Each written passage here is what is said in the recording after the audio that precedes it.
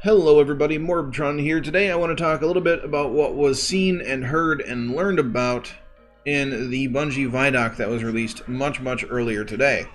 And a little bit about what was in the This Week at Bungie, or TWAB, post. There wasn't a whole lot of information pertinent to what I want to talk about. There were some patch notes, there were some bug issues, bug fixes, bugs that they know about that are discussed in the TWAB. But I'm not going to talk about in this video. So if you want to watch the Vidoc, which is also linked in the TWAB, or you want to read over the This Week at Bungie blog post in general, a link to that will be in the description down below.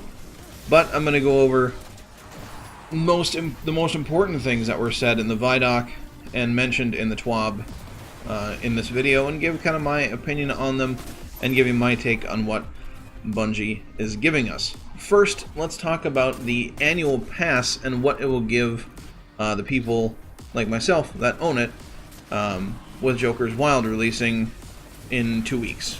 A little bit less than 2 weeks. Bungie has added in a new catch-up mechanic for the people below the recommended power level to start the new content. They're calling these things Power Surge Bounties. You'll be able to pick them up from the Drifter, and according to Bungie, will get your Guardian up to 640 power level within a couple hours of gameplay, which is insane, and personally I think it's a great thing. One of the main things I hear from people that are interested in coming back to the game that have maybe taken a longer break, that didn't really play much at all during the Black Armory, is that, yeah, they want to come back, but they don't want to grind for weeks just to catch up to their friends to play the new content. By the time they get to that new content, it's not going to be new anymore. This will fix that. The next thing, the biggest thing, some people could say it's the focus of this annual pass content, Gambit Prime. Bungie says that Gambit Prime is a sweatier version of Gambit. There's only one round instead of the traditional 3 that we see with regular Gambit, with a few other differences as well. We'll be able to drain motes from the enemy team's bank. There's no details on how that mechanic works yet. All we know is that we'll be able to. The Primeval will also now have raid-like mechanics that require teamwork to be able to take down. They aren't bullet sponges like they are in regular Gambit. I said bullet sponges. Very weird. There are 2 new Gambit maps being added in for regular Gambit and Gambit Prime, one on Mars and one on Titan. Per the content roadmap, Gambit Prime may have a set map per week, kind of like Trials.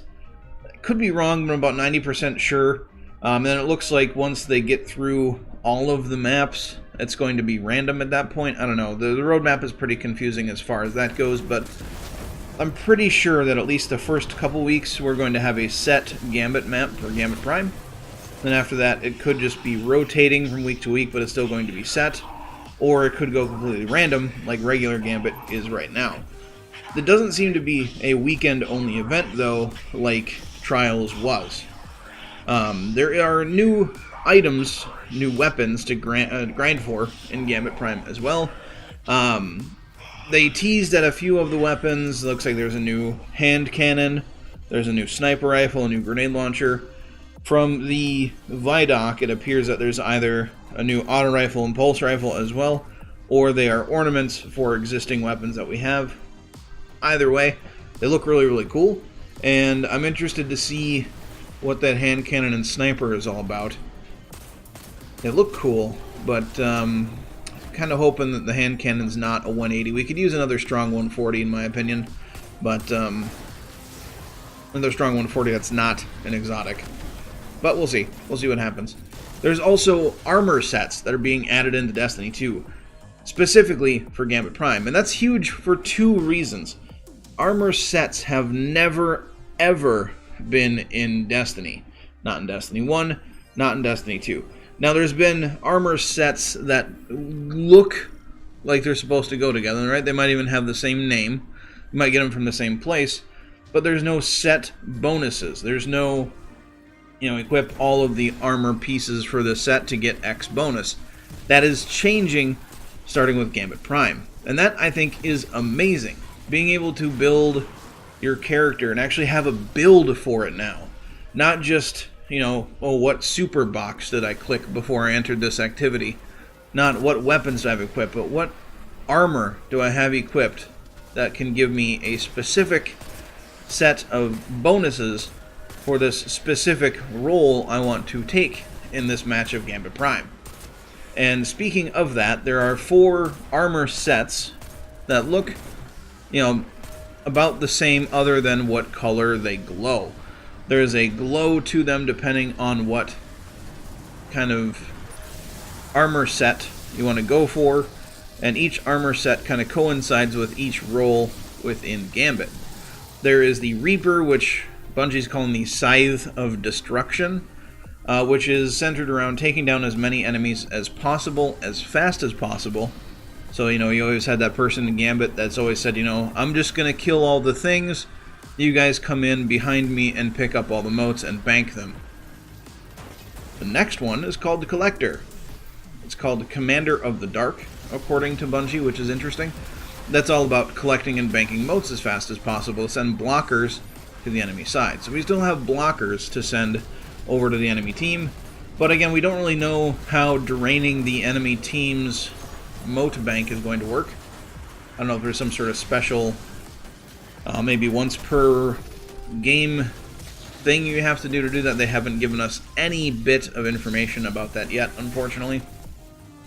The next set is called Sentry, or Impassable Wall is what they're also calling it. It's focused on killing Taken blockers and the Primeval. So I imagine it has perks that are, maybe getting power ammo off of a taken enemy kill, or you do more damage or stagger taken enemies or something like that. Or can knock the shields off of taken wizards easier, who knows. We don't know any of the perks yet, we just know that there are seemingly 4 perks per armor set, and if you have the complete set, you get like an aura around your head. That's one of the colors. It's right now with standard non-colorblind settings. I think it's red for Reaper, white for Collector, yellow for Sentry, and then the last one is called Invader, of course, which they're calling Lethal Assassin, which, disrupt the enemy team as much as possible, blah de blah. Might have, at least I hope it doesn't, but who knows, it might have, do extra damage to, enemy combatants or something when you're invading. Who knows? And maybe the Sentry will have some sort of thing to defend against invaders. Maybe they'll do extra damage against invaders while they're invading. Who knows? But, like I said, we don't know any of the perks. We just know that each armor set gives us apparently 4 perks for each of the 4 roles. And we can have, of course, 1 armor set on. I don't think mixing and matching is going to give us the bonuses, which is nice. Being able to completely dedicate your armor set to doing one specific role is going to be good. It is worthy of note that you don't have to have 1 of each on your team. You can run 4 invaders if you want to, or 2 sentries and 2 invaders, or all reapers, or 2 reapers and 2 collectors. You can have whatever you want. That doesn't matter. And let's say you have, 4 sentries in your team, you can still invade. You can still collect all the motes. You can still do everything you used to be able to. It's just that this armor set is going to give you perks that will help you in those specific roles that Bungie has designed for Gambit and Gambit Prime. Not sure if the armor sets are going to work in regular Gambit, though. I kind of hope they don't, but we'll see. And the armor is acquired by completing a new pinnacle PvE mode called the Reckoning, which takes place in the ball being towed behind the drifter if the Vidoc is to be trusted. Bungie states that the Reckoning will be unlocked for you after you complete your first Gambit Prime match.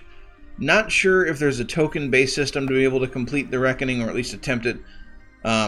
Example would be, completing 1 Gambit Prime match, you get 1 token to attempt the Reckoning once, that sort of thing. So you might be able to farm for the Reckoning tokens by doing a bunch of Gambit Prime matches and then doing the Reckoning over and over again.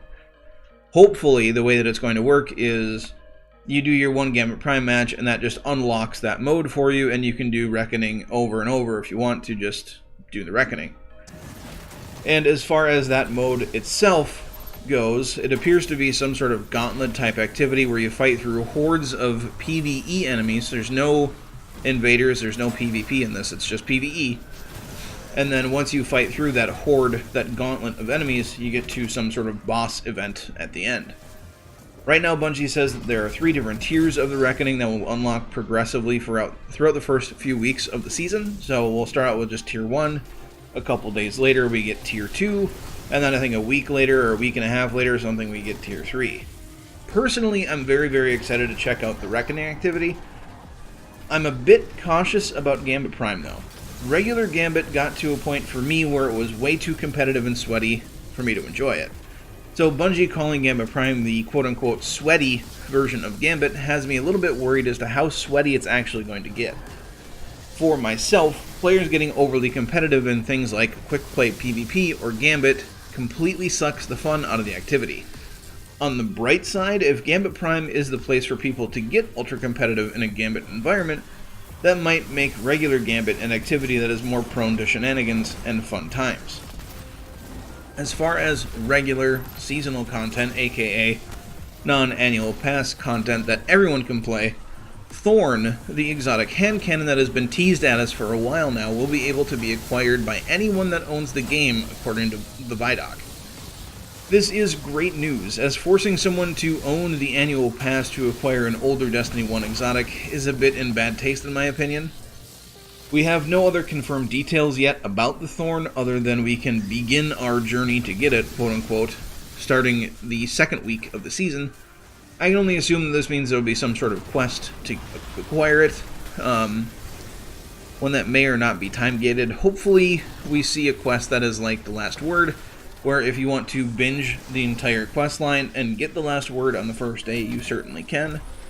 And not a quest like we got with the Thunderlord, where it was a short quest, we had to wait a week, there was a short quest, we had to wait a week, and then we got the item 3 weeks in.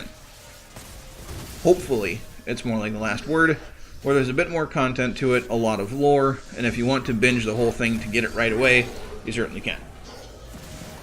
Other seasonal content news, there will be a set of armor, and a potentially new set of weapons to get from Lord Saladin and the Iron Banner. And in my opinion, the armor actually looks decent this time around too. At least from what we can see in the Vidoc, which is a little bit from the front on, I believe, the Titan, and the back on everybody. There's also new pinnacle weapons again this season for Vanguard, Crucible, and Gambit. Vanguard gets a scout rifle that is very, very potent and has a very strong version of Dragonfly on it. Be interesting to get our hands on that. Crucible gets an SMG with an enhanced version of Rampage. I can only assume that this will be gotten through competitive, doing some sort of quest line to deal with competitive.